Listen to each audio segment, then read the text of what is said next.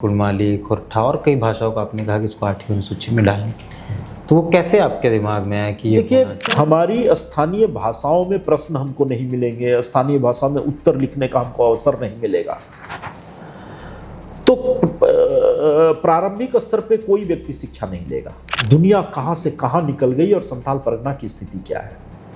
एक उद्योग धंधे नहीं, एक प्राइवेट शिक्षण संस्थान नहीं, विश्वविद्यालय नहीं। झारखंड की जो राजधानी रांची की भाषा नागपुरी है, ये देखिए ना कितनी बड़ी संख्या में लोग इसको बोलते हैं। आज जो ठेकेदार बने हुए हैं आदिवासी वोट बैंक के, ये इस कांग्रेस पार्टी ने तो कभी आदिवासी प्रतिभा को इस लायक ही नहीं समझा कि वो देश का राष्ट्रपति भी बन सकता है। भारतीय जनता पार्टी ने संथाली भाषा को संविधान की 8वीं अनुसूची में शामिल करवाया। लगातार आदिवासी कल्याण के नए नए कार्य किए। भारतीय जनता पार्टी आदिवासियों की विरोधी है, आदिवासियों की हितैषी नहीं है, वो आएगी तो जमीन लूट लेगी। दुष्प्रचार करने की कला भारतीय जनता पार्टी शायद ठीक से नहीं जानती है।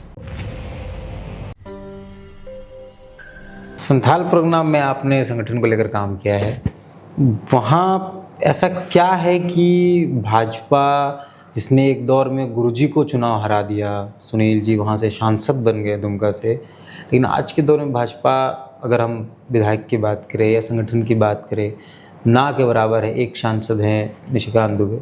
क्या लगता है कहाँ चूक हो जाती है? देखिए क्या है आकाश जी, दुष्प्रचार करने की कला भारतीय जनता पार्टी शायद ठीक से नहीं जानती है। दुष्प्रचार करने की कला में हमारे जो विपक्षी हैं वो हमसे बहुत आगे हैं, इसमें उन्होंने पीएचडी कर रखा है। तो 2014 में जब हमारी सरकार बनी राज्य में और 5 साल विकास के नए कीर्तिमान गढ़े सरकार ने, और कई बहुत दिनों से जो पेंडिंग काम थे उसको भी पूरे किए उस सरकार ने। बड़े अच्छे से सरकार चल रही थी, लेकिन उस सरकार को के विरुद्ध इतना दुष्प्रचार किया गया जनता में, तो ये तो कला उनकी थी, दुष्प्रचार किया। हमारी कमी हमसे ये हुई कि उस दुष्प्रचार को हम खंडन नहीं कर पाए, उस दुष्प्रचार का हम ठीक से ट्रीटमेंट नहीं कर पाए और जनता को भ्रमित करने में सफल रहे। भारतीय जनता पार्टी आदिवासियों की विरोधी है, आदिवासियों की हितैषी नहीं है, वो आएगी तो जमीन लूट लेगी, इस प्रकार की चीजें दिमाग में बैठाई गई। 2014 में 12 विधायक थे आदिवासी आपके पास? 12 विधायक थे हमारे पास, और ये इतना बड़ा एक दुष्प्रचार का तंत्र खड़ा किया गया, और उसमें केवल हमारे विपक्षी राजनीतिक दल नहीं थे, इस राज्य में काम करने वाले कई सामाजिक और धार्मिक संगठन भी थे। मैं बहुत स्पष्टता से कहता हूं, मेरा इशारा आप समझ गए होंगे। कई धार्मिक और सामाजिक कार्य करने वाले संगठनों ने हमारे विपक्षी राजनीतिक दलों के साथ मिलकर के एक दुष्प्रचार का बड़ा अभियान चलाया, और जो भारतीय जनता पार्टी वास्तव में आदिवासियों की सबसे बड़ी हितैषी है, जिस भारतीय जनता पार्टी ने आदिवासी कल्याण मंत्रालय बनाए, जिस भारतीय जनता पार्टी ने इस राज्य के हित में अलग राज्य की लंबी लड़ाई को उसके अंजाम तक पहुंचाया आदिवासियों के हित में, जिस भारतीय जनता पार्टी ने संथाली भाषा को संविधान की 8वीं अनुसूची में शामिल करवाया, लगातार आदिवासी कल्याण के नए नए कार्य किए। मान सम्मान देने का भी जब प्रश्न खड़ा होता है, तो आप देखिए इस देश का सर्वोच्च पद, राष्ट्रपति पद के पद पर भी आजादी के इतने सालों में पहली बार एक आदिवासी आज विराजमान है, तो भारतीय जनता पार्टी की देन है। ये भारतीय जनता पार्टी का निर्णय था।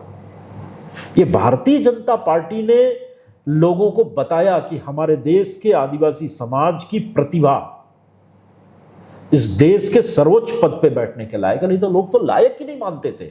आज जो हितैषी बने फिर रहे हैं, आज जो ठेकेदार बने हुए हैं आदिवासी वोट बैंक के, ये इस कांग्रेस पार्टी ने तो कभी आदिवासी प्रतिभा को इस लायक ही नहीं समझा कि वो देश का राष्ट्रपति भी बन सकता है। तो आदिवासियों का सबसे ज्यादा हित सोचने वाली राजनीतिक दल भारतीय जनता पार्टी को आदिवासियों का शत्रु के रूप में प्रस्तुत कर दिया गया, दुष्प्रचार किया गया, मतलब दुष्प्रचार किया गया, भ्रम का वातावरण बनाया गया, जिसका दुष्परिणाम हमको 19 के चुनाव में देखना पड़ा। हम 12 आदिवासी सीट 14 में जीते थे, हम वहां से घट के 2 सीट पे आ गए। और ये दुष्प्रचार बहुत गहरा था, बहुत लंबा था और लगातार इसको चलाया गया। भारतीय जनता पार्टी आएगी तो संविधान मिटा देगी, संविधान में परिवर्तन कर देगी, आरक्षण खत्म कर देगी। लगातार एक तरफ हम आदिवासी समाज के मान सम्मान गौरव के लिए काम करते रहे, उनके जीवन स्तर को ऊपर उठाने के लिए नई नई योजनाएं लाते रहे। आदरणीय प्रधानमंत्री नरेंद्र भाई मोदी ने आदिवासी ग्रामों के उत्थान के लिए एक बहुत बड़ी महत्वाकांक्षी योजना इसी झारखंड के खूंटी में घोषित की। जनजातीय गौरव दिवस के रूप में भगवान बिरसा मुंडा के जन्म दिवस को मनाने का एक निर्णय लिया। बराबर से भारतीय जनता पार्टी आदिवासी समाज के उत्थान के लिए और आदिवासी गौरव के पूरे भारत भर में, पूरे विश्व में स्थापित करने का एक तरफ तो कार्य करती रही, दूसरे तरफ भारतीय जनता पार्टी को आदिवासियों का एक शत्रु के रूप में बताने का दुष्प्रचार चलता रहा।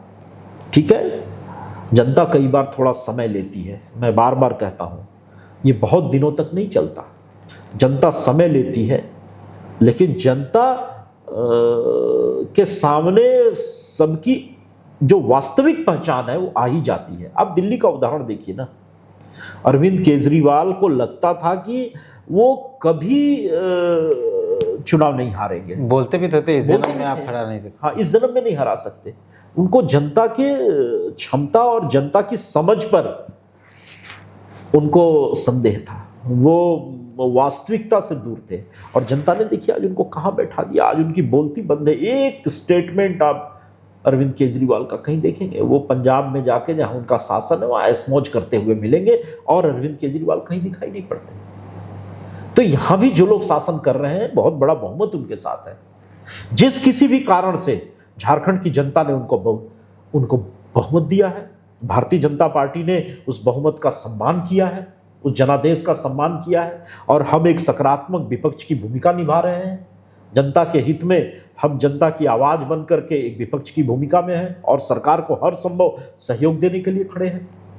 ये अगर कार्यकाल वो जनता के हित में अगर इस कार्यकाल का उपयोग नहीं करेंगे, झारखंड की जो मौलिक समस्याएं उस पर ध्यान नहीं देंगे, तुष्टीकरण की अपनी नीतियों के कारण घुसपैठ पर रोक नहीं लगाएंगे, धर्मांतरण को नहीं रोकेंगे, तो जनता समय लेती है लेकिन जनता छोड़ती किसी को नहीं है। जनता जब दंड देती है तो व्यक्ति कहीं का नहीं रहता। आज बगल में छत्तीसगढ़ को देखिए ना,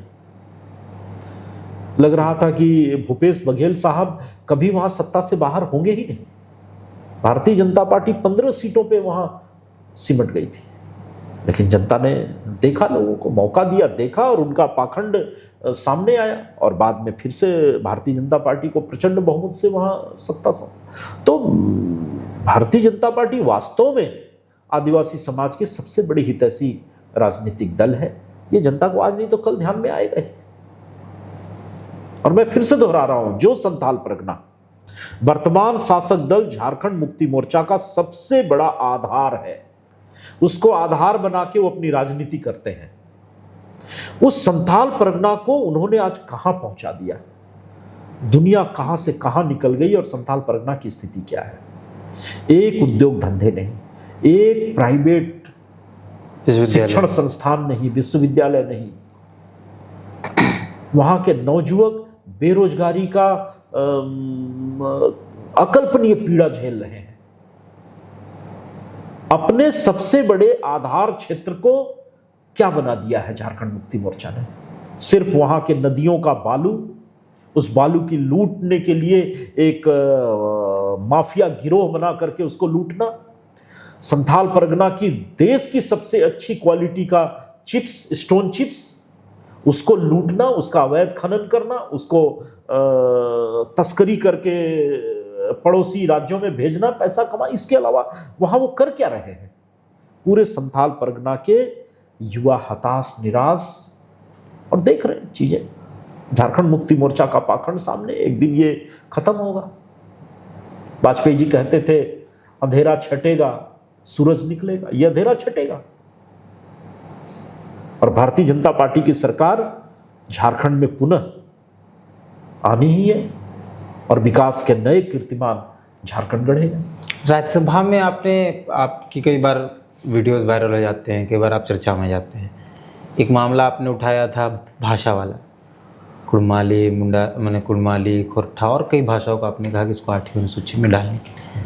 तो वो कैसे आपके दिमाग में आया कि ये होना चाहिए? और आपकी बहुत तारीफ हुई, आम जनता ने बकायदा तारीफ की और जो आपके विरोधी हैं उन लोगों ने भी बकायदा तारीफ की। देखिए, ये विषय उठाने की प्रेरणा मुझको प्रधानमंत्री नरेंद्र भाई मोदी के एक वक्तव्य से मिली।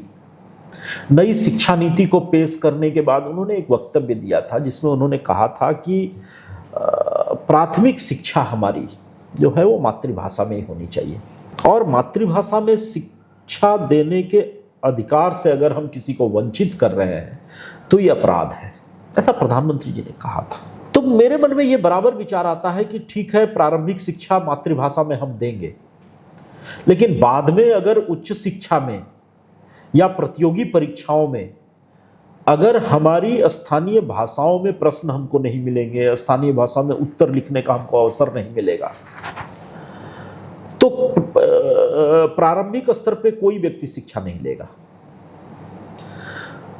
तो जो 8वीं अनुसूची है वो किसी भी भाषा को एक राष्ट्रीय प्लेटफॉर्म पे उपस्थिति देती है।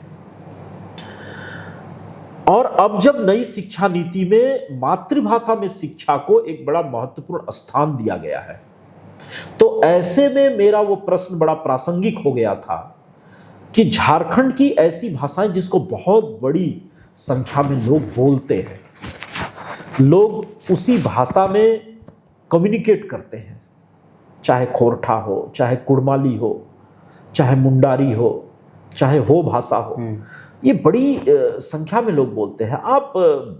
आप झारखंड की जो राजधानी रांची की भाषा नागपुरी है, ये देखिए ना कितनी बड़ी संख्या में लोग इसको बोलते हैं। भाषाओं को अगर भारत के संविधान की 8वीं अनुसूची में शामिल किया जाता है तो इन भाषाओं को प्रारंभिक स्तर पे भी पढ़ने वाले लोगों की संख्या बढ़ेगी, क्योंकि एक विश्वास कायम होगा कि हम इस भाषा में भी किसी भी स्तर तक का सफर तय कर सकते हैं। तो इस कारण से मेरे मन में विचार आया, मैंने वो प्रश्न रखा सदन में।